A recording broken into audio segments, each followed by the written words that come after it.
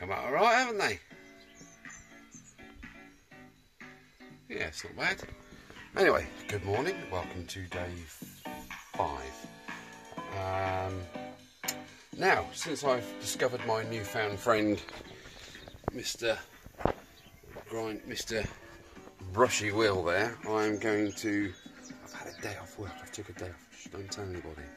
I'm going to be doing... hopefully, trying to tackle these hubs, because they are proper skanky. So now you see them before, and in a while I will be attacking these gently and seeing what I can do with them, because I've got a rim on its way. I've got a whole wheel actually, but it's for a CD175, but it's the same rim. So if I can find some spokes, that's one wheel sorted out, isn't it? So there we go. That's my challenge for today, or part of today, because I also want to have a go at seeing how this is. Now, on first inspection, I thought, oh, well, crikey, that's not so bad.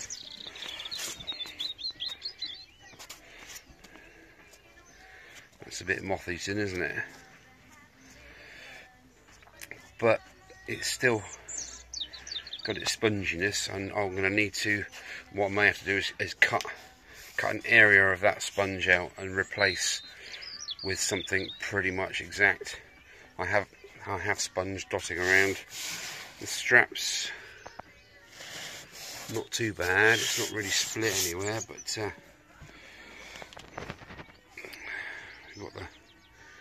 we've got the chrome bar there.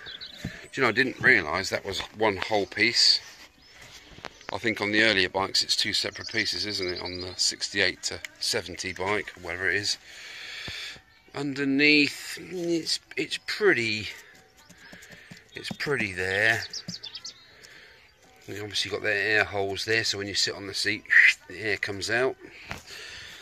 Now, I've done seats before, and on the CB100N that I did, and from past experiences, as soon as you touch these nice tetanusy prongs, they snap off. So I'm going to try literally and just, I mean, the seat cover's knackered, isn't it? So I'm going to cut that off instead of trying to bend the, no, that was broken already. Oh dear.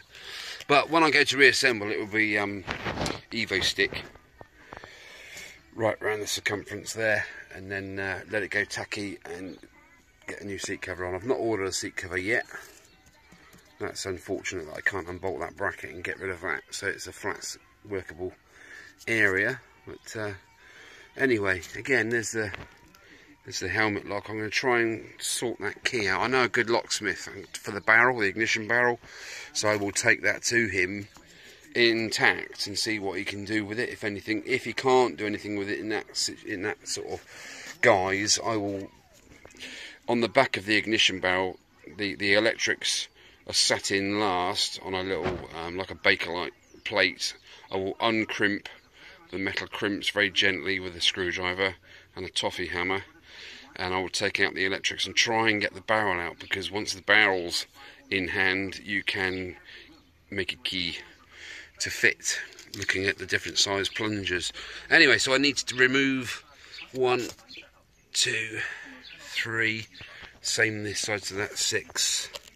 I've got 6 of those to come off, and I know from past experience, I mean, that one's pretty dead.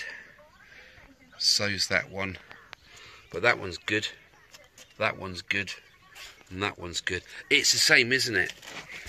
The right hand side of the bike, all the parts are okay. The left hand side of the bike, where it's been in the sun, it's absolutely dead, isn't it? So yeah, I'm going to be tackling that a little bit later, so you'll see that as it happens.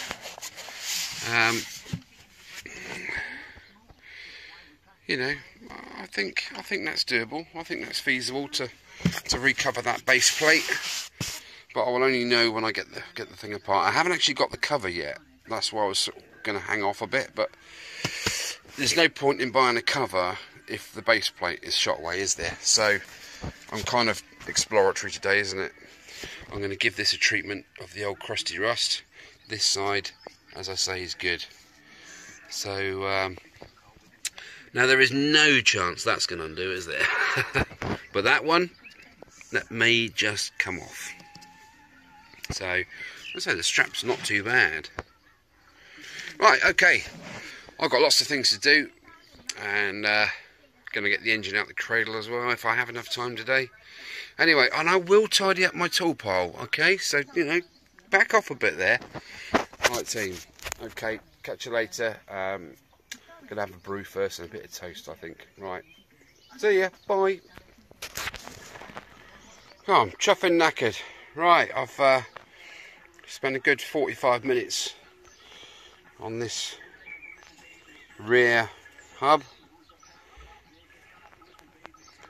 It's not bad, is it, really, compared to what it was? Okay, it's a little bit on the scored side. That's just a bit of oil there. But it's coming up, isn't it? I'm going to go over it with the fine, when I can find one, and then polish. Now, on the CB100N I did, they weren't half as bad as this, and I painted them silver. And you got two choices, haven't you? You either polish and keep it in a showroom, or you polish and you lacquer, or you paint. And because my bike is just going to be a working man's bike, I'm just going to go down the painted road, I think. But anyway, I think you will agree that's one hell of a difference, isn't it? I'm quite happy with that. Obviously it's not the finished product by a long way, but it's given me, every time I do something on this bike, it just gives me a bit of renewed zest to keep going, because there were times when I had to throw the forks away the other day, literally, you know, you do, for all my enthusiasm, I do get a little bit on the, oh my God, so I might, you know, is it really feasible and stuff? But everything is dedication, time, just a bit of heart. Put some heart into it. When you get down a little bit, walk away. That's all I can say. If you're doing stuff like this, well, you guys know yourselves. You know, you've been there, haven't you? You get over one hurdle, and then there's a huge crevice of a hurdle to get over the next, and you think, you know, is it worth it? But yes, of course it is. So anyway, that's my own pep talk, pepping me up a bit. What to do next? Right, I'm gonna have a go with this saddle, because rain's starting to come in, and I need to be outside in a ventilated area with my mask on, obviously, to do this kind of stuff, because there's brake linings, there's asbestos dust, isn't it, and all that kind of guff. It's not good. So right, I'm off to have a fag now and crack on. Okay, catch you in a bit. OMG, this isn't easy. I've learned a lot as well about that. This kind of crust removal. If you're using this edge, you're going to score. No matter how lightly you go, you're going to score. So the scoring on there, it's not too bad. As I'm painting, this is the front wheel, obviously, and that goes on the fork, speedo drive, and that. So, but what I've done on the reverse side is I've used this side. I've literally gone down on it from the side in like a mopping action. Look at the difference. Look at the difference on there.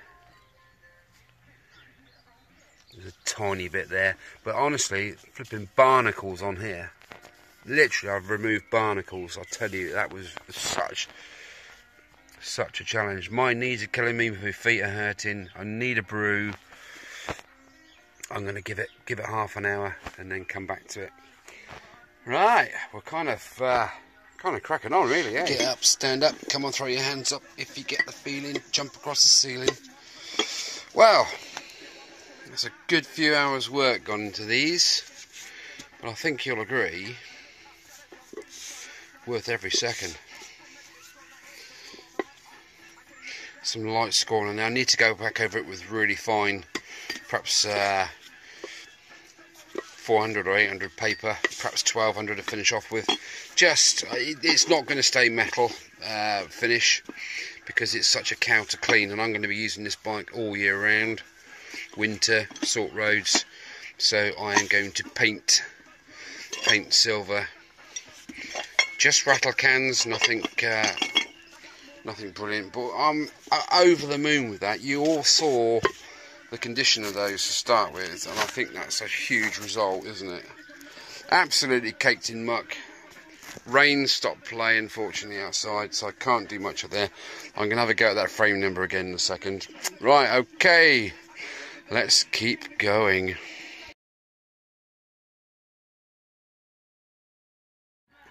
Right, before I go any further, I've just found this as well. This is scabby, isn't it? But when people on eBay are charging stupid prices, like 80 quid, I mean, come on, guys. It's a lot. Oh, do you know, I know they're getting a little bit on the rare side, but for goodness sake, you get freaking, you just, well, blooming wear a condom, ain't you? Get blooming shag like that for prices. Right, come on, Mr. Will, you got work to do.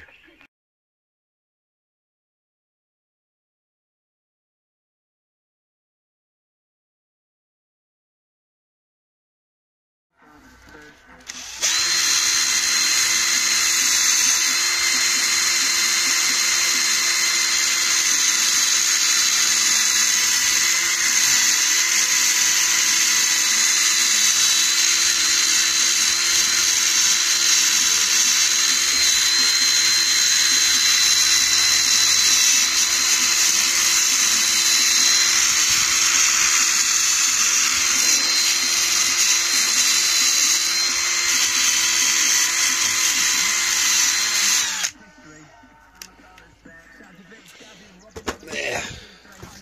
We'll do a bit of filming. It's not bad at all, is it? There's little notches when you move it around. It's like a little notch where it's supposed to be. Yeah, that's all right. Now I haven't done the bottom yet, obviously, but do you know what? Saved an awful lot of grief, haven't it? I love my new toy. Oh, I can't be happier. That's gone really well. The front and the rear hub are saved. That wheel, no, it was £14. I've shot myself on the foot a little bit, but I thought I'd be able to rescue. I didn't realise it was as rotten as that. I might send the seller a little bit of a message there. It's not fair, is it? Right, what next? I might take the seat cover off, actually.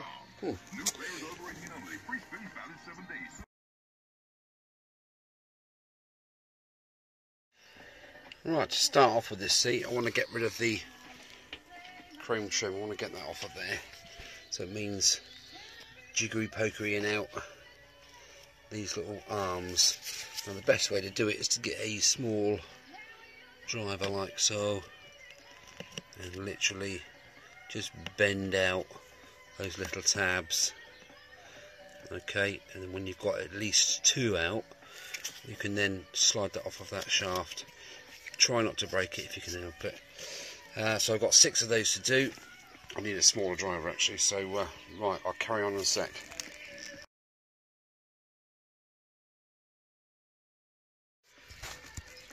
Well, I have actually managed with this screwdriver to bend out those 2 tabs, look.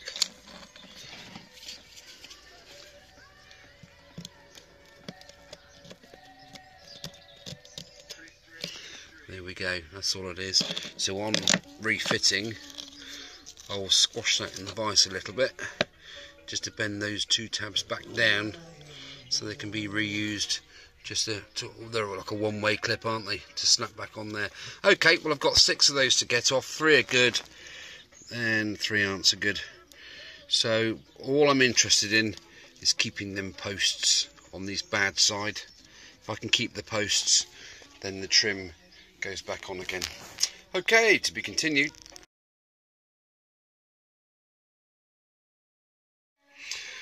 Well, that side is just a lump of rust.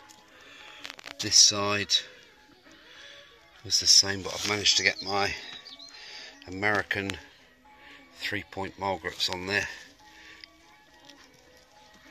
and we've got a bit of movement going on. So it's not looking good, I'm sad to say. This whole seat, there's the bad side. Here I've got all 6 clips off, luckily, but here the whole thing's not good. So I'm going to hopefully take these 2 off somehow. That one's going to come off hopefully with the grips, but that I might even have to just grind that off at the moment. There's literally nothing there. So I don't know, I want to either rescue the strap or I need to rescue that bolt, because that's encapsulated in the seat pan. So yeah, it's not looking good. Oh my goodness, this is the good side too. Oh dear, yeah, it's not looking good, is it?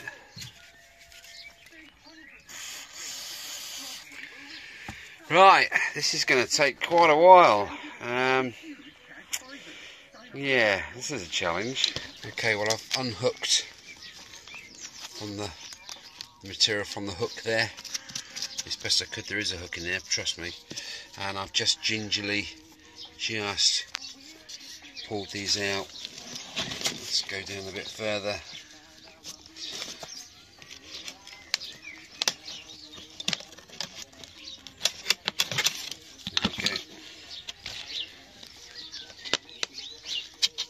Like so, go all the way around.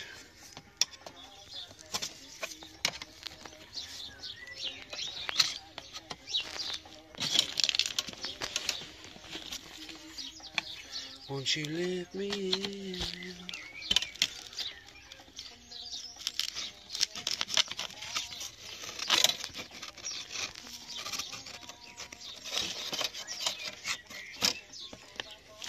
Let's just bring that strap around from underneath. Like that. Gives me half a chance, doesn't it? Put my knees back on there.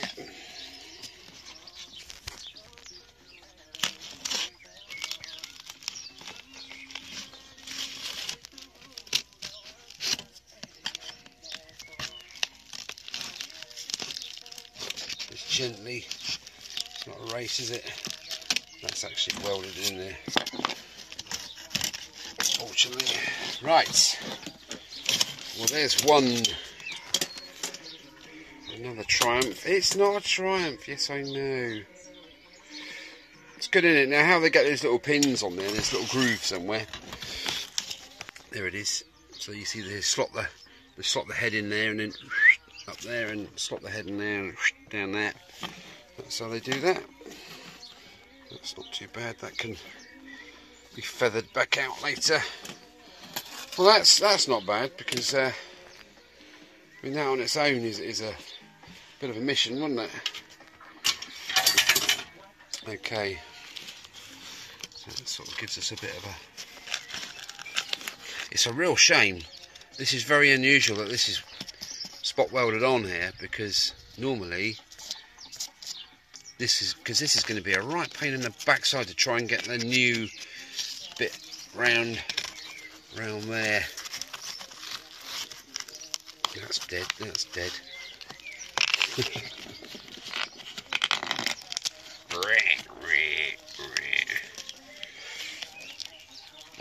See, Honda put this. It's like a rubber, like a U-shaped seal which sits over the edge of the metal. It was a good idea at the time, but you know, 40 odd, I don't suppose it's designed to last more than sort of 30 odd years, really, is it? But the water runs down and actually sits in the inside of that seal, and of course it rusts away, doesn't it? So yeah,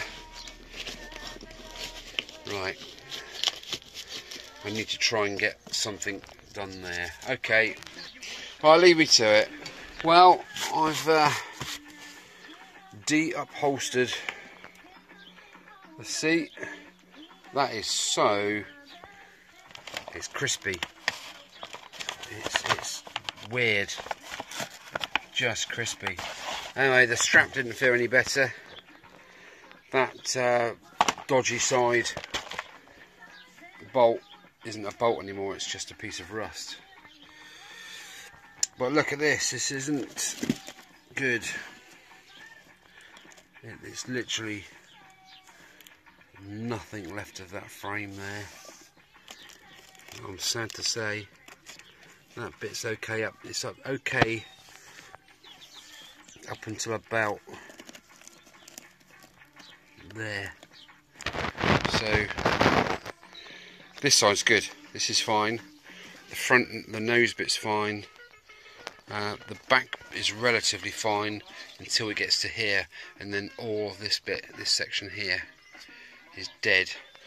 Oh dear, what can I do with that? What can I do with that? I suppose I could get some mild steel, and if I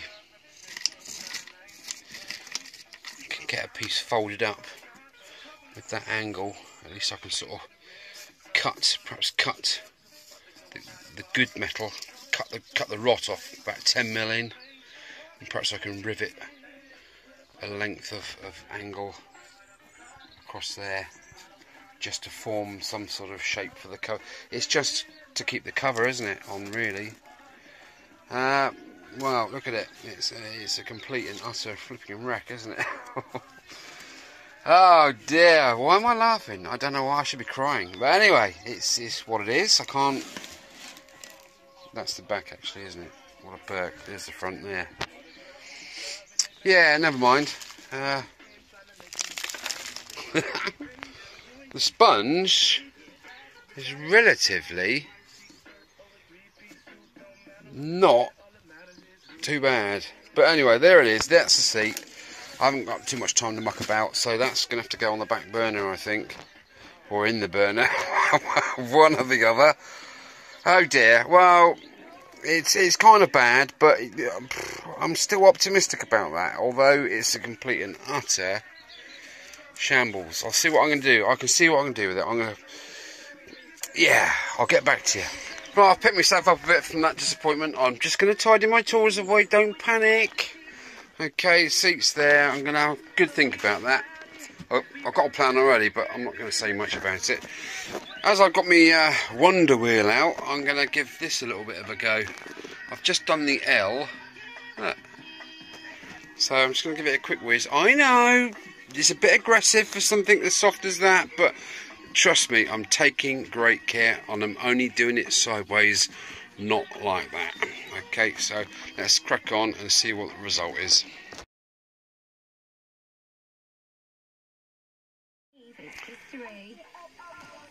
It's come up alright, isn't it? Yeah, look Mum, I didn't go over the lines. Okay, now for side 2. Oh my god. Yeah, simple little job, isn't it? 5 minutes. Job's a good one. Right, that's the saddle pretty much done, isn't it? That's to be continued, I think. Right, I'm going to crack on with the engine now, try and get it out of the frame. I want to try and remove the two remaining exhaust studs, as I don't want them sort of jabbing in my knees when I'm moving it around, so they're going to come out next. I also managed to get the petrol cock to move, so it now moves into the 3 positions. Nothing comes out, luckily, I think, because it's all that goo in there, isn't it? I've just given the tank a good shake, so that should hopefully loosen a few things off in there. Anyway, let's crack on and get these engine studs out with the use of these things. I bought a set of 3 of these. They're made in the USA 28 years ago, and it's my favourite tool. Right, so we've got one there to come out, we've got one on there to come out. I can then make a better job of sanding that down, can't I? So come on, get on there. Now those things are brilliant because you've got the triangular shape there to fit on any hexagonal nut, and I've never failed with these things ever. If they start to twist a bit, I'm going to get some heat on it and we'll go from there. Okay, alright, let's go. Tighten, loosen, tighten, loosen. Oh, my little beauties. Oh yeah, quick release, one-handed. Brilliant.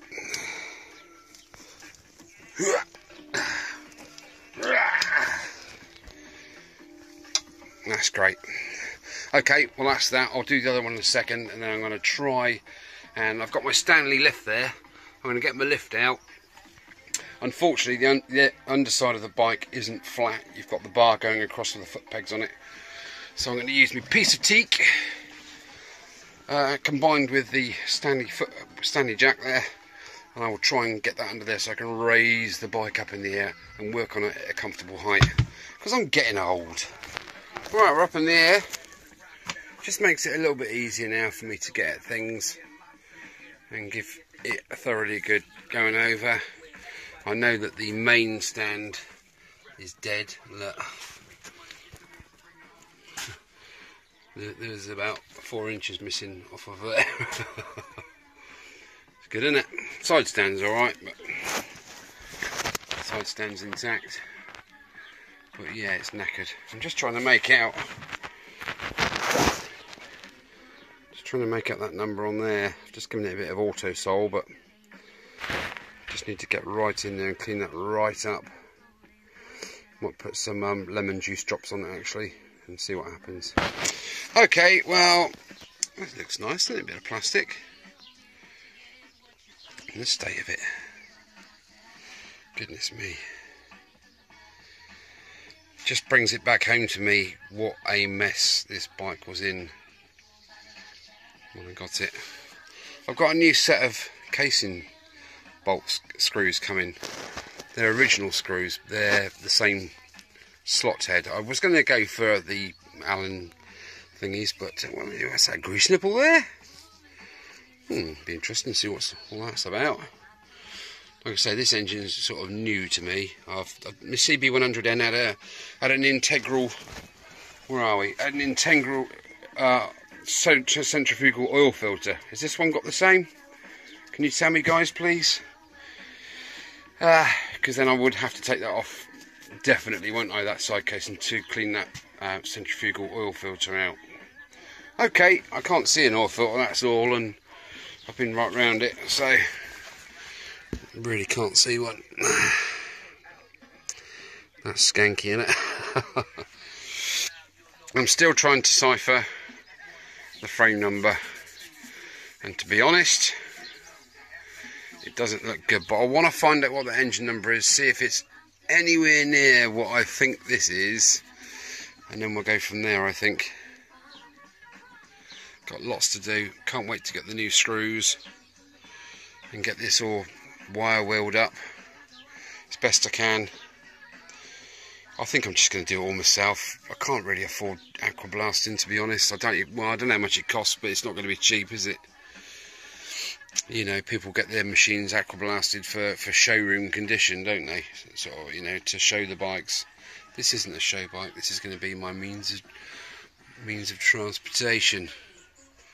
Yeah, see, the frame's all right. Even the battery box area, you know, underneath all the goo, it's actually okay.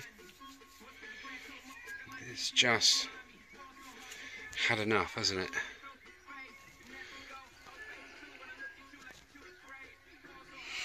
Nothing that can't be fixed, but there's no point in carrying on too much with the frame until I can decipher that number. If not, I don't know what I'm going to... What do you do if you can't make out the frame number? Can you get a new frame number allocated to a frame?